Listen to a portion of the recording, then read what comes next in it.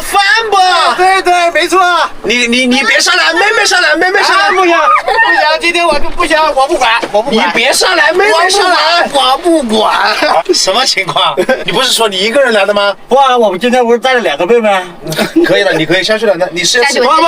不行，绝对不行。男的我不打了。不行，我不管，我今天要挑战。挑战什么挑战？要挑战唱歌得月饼啊！我这个风声走路了吗？早就走路了，所以我今天特地来找你。你唱什么歌？你唱。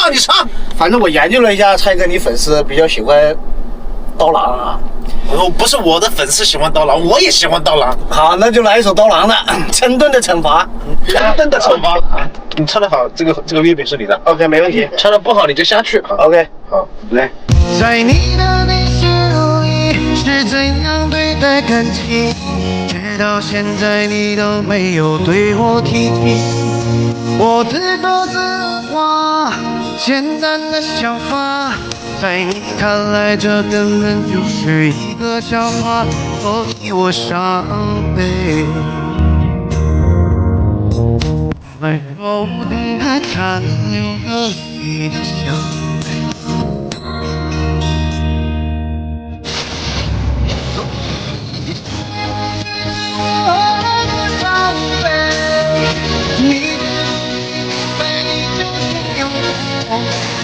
我也不想你感觉，你爱的多么干脆，可是我相信我心中的感觉，它来的那么快，来的那么直接，就算我心慌，无法将我吸引，我依然相信是老天让你我相约。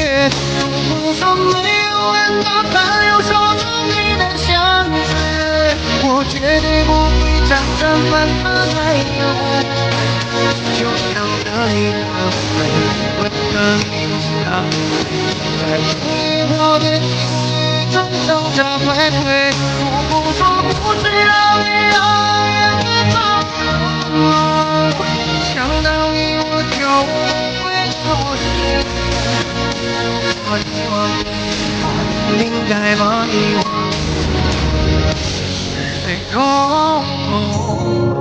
最好的惩罚。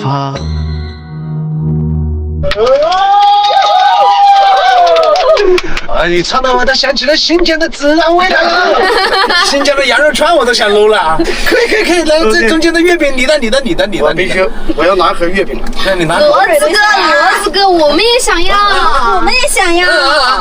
要什么要？这样唱一下这个月饼啊，我们也可以唱。你唱什么歌？唱一首那个很爱你，爱你，爱谁？很爱卢。抖音。